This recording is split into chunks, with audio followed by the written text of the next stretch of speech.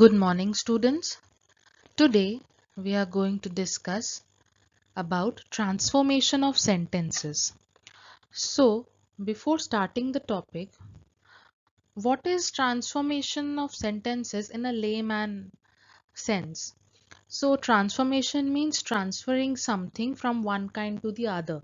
Okay, so this is in a layman language. What is transformation? Okay, so now we will go into detail what is transformation of sentences and how one type of sentence is converted into another form. So let us go to the definition first.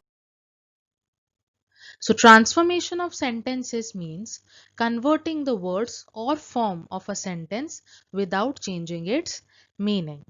So it is all about the changing its form without altering the meaning.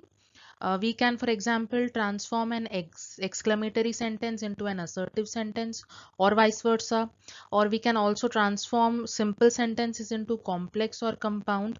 So everything is possible, but we have to acquire certain methods or certain rules to transform each and every pattern of sentences. So there are some methods, some different methods we have to follow. So in this part 1 video, I'm going to share some of the methods. Okay, so let us see now. So the first method is changing of words.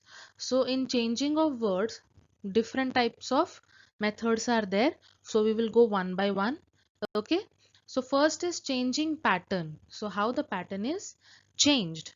For example, he is too clever to be easily deceived. Then if we have to change into so, that to sentence has to be changed into so, then how it will be forming? He is so clever that he cannot be easily deceived. So how to frame this sentences? What are the rules you see? In the note I have given you, explained you well. You see the example and the note and you just compare it for your remembrance or for your understanding. So in the note, point A is given if the adverb to is followed by an adjective. So here to is followed by an adjective, that is clever, and then by a verb in an infinitive mood. So what is an infinitive sentence? To plus verb. Okay. What is infinitive? To plus verb. So here to be easily. So it is in infinitive mood. So we expand the sentences into two clauses. So if this kind of sentence is there where to is followed by an adjective and also the verb is in infinitive mood, then what will happen? The sentence will be forming two clauses. Okay, so first will be containing so in the statement and the second clause will be containing that. So there are two clauses here in the second sentence. You see, first clause is he is so clever, then second clause is that he cannot be easily deceived. Okay, so another formulation is if the original sentence contains no negative word, then the subordinate clause becomes negative or vice versa. So for example, here the first sentence is positive, that is he is so clever. That is why the subordinate clause or the second clause becomes negative, that he cannot be easily deceived.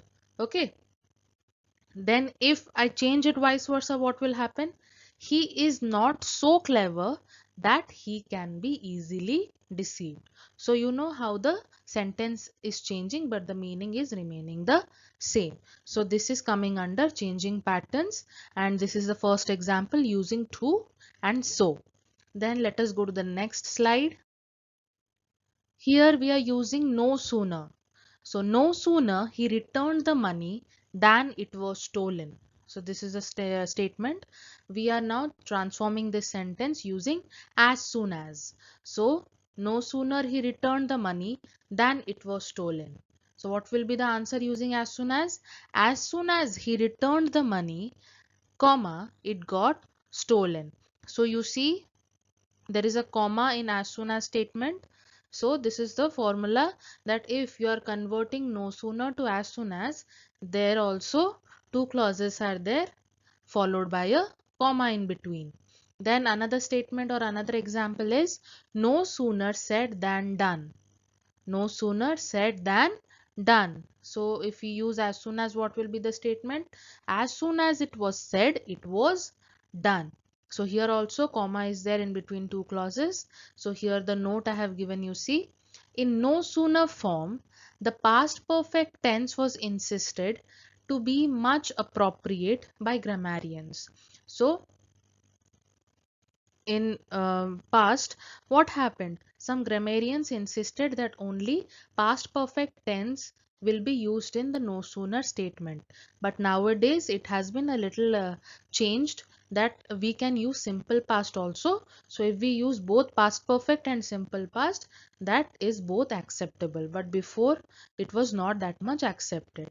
For example of that note I am giving, no sooner had the clock struck 12 than Cinderella ran towards her carriage. Okay, so here struck is there, it is in past perfect tense. Now if I write, no sooner did the clock strike 12 than Cinderella ran towards her carriage. So here in both the cases, marks will be given because now it is accepted in the past perfect tense also, in simple past also. Okay. So now let us discuss the second method, that is interchanging degrees of comparison. So degrees of comparison, so how many degrees are there? First one is positive, then comparative, then superlative. So here the example is, no other boy is as tall as Vinod. So here the statement is in positive degree. You have to convert it into comparative. So what will be the answer? Vinod is taller than any other boy. Okay, so tall is converted into taller without changing its meaning of the sentence. So here you have to note, or you have to keep in mind one thing, that transforming every degree into another degree is not possible in every case. As in superlative degree, more than two people are required. Okay, so if you're in a sentence you're talking about only two people, here superlative degree conversion is not possible, because in superlative more than two persons are required. For example, Koyal is taller than Harish. Okay, Koyal is taller than Harish. So if a question is asked that you have to transform this sentence into superlative, it is not possible, because in this statement or in this example only two people are there. One is Koyal and one is Harish. So but in superlative more than two persons are required. So here the situation is impossible. Only this much you have to keep in mind while transforming or interchanging degrees of comparison. Understood? Then interchanging one part of speech to another. So this is very easy. You see now, he succeeded in his attempt. So succeeded is a verb. Clear? So if we have to convert it into adjective, what will happen? His attempt was successful. So succeeded was the verb and successful is the adjective. Now if we have to change into a noun form, then his attempt was crowned with success. Instead of crown, you can use also any other word. Then another example is the verb respect your parents. So here what is happening? Noun. So respect is a verb here. In the noun form also we will write what? Show respect to your parents. So here show respect. So this respect is in the noun form. In an adjective, be respectful to your parents. So this is quite easy, because from the lower classes you have been doing this exercise again and again. So here the conversion of verb into adjective, or noun into adjective, or noun into verb, or vice versa can happen. So seeing or considering into a statement of in verb what kind of word is used, for example successful, succeed, or success, this you have to keep in mind. Then interchanging of forms. So in interchanging of forms, what is happening now? Part 1 is interchanging active and passive voice. So a sentence is in an active form can be changed into passive form and vice versa. Okay, so what is happening here? So let us see. First is active. She told us a story. Okay, she told us a story. So if we have to convert it to a passive form, we were told a story by her. So here indirectly you are saying a statement, in active directly you are saying at the present moment. Okay, so here the meaning is not changed, only the voice is changed.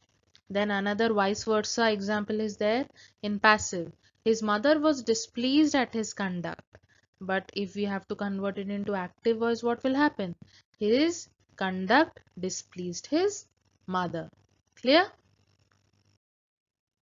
Then another one comes interchange of exclamatory and assertive statements. So what is exclamatory? Where exclamation marks are used to show different types of emotions. And assertive is what? Something which you are sure of. Clear? So here what is happening? Exclamatory example is how inspiring the speech is. If we have to convert into a simple sentence or assertive sentence, it is the speech is very inspiring. Then we come to assertive. It is very hot today. Then if you have to change into exclamatory using how it has been done, so how hot it is today, exclamation mark. So it is quite easy. Then interchanging interrogative and assertive statements. So here what is happening? When a question is asked for the sake of obtaining admission or denial, that is, when a question is put to suggest the answer that the speaker or writer wishes to be given to it. Okay, so what is happening there? Then the answer is to be negative when the question is affirmative and vice versa. Understood? So for example, here assertive, what is happening? He was a coward to do such a deed. So here what is coming here in interrogative, the condition is becoming negative, as in assertive it was positive. So in interrogative, what kind of transformation we are using? Was he not a coward to do such a deed? So it is a kind of question you are asking. So to form a question, you have changed it to a negative sense. Then here in interrogative, you see the question is, can day be turned into night?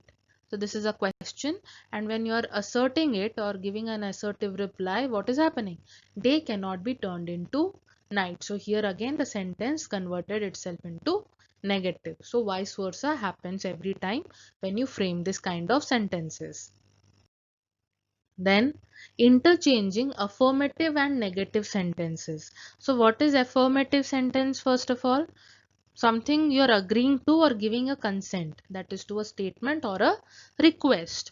So here affirmative, whenever I see you, I'm reminded of my brother.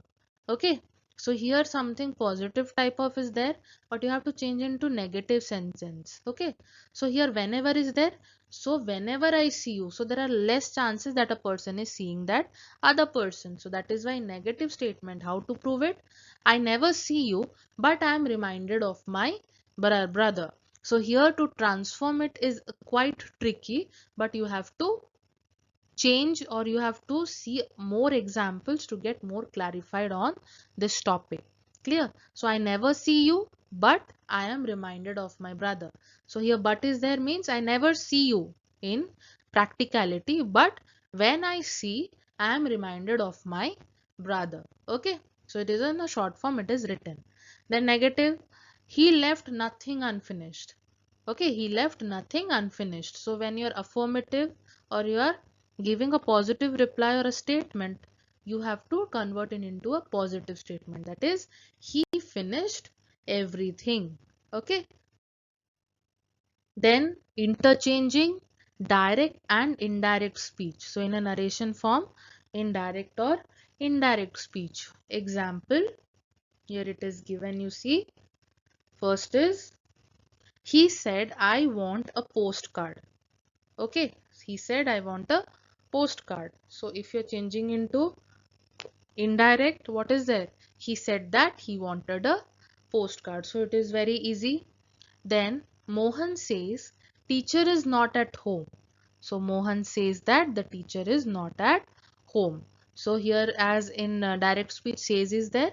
So we are not changing the form in the indirect speech as well. So if Mohan said it would be there, then in the indirect speech Mohan said that the teacher was not at home. Clear? So likewise These are the simple methods you have to understand. So for this class, let us discuss only this much. In the next, we will be discussing other methods which are also very much important in transforming a sentence. Thank you.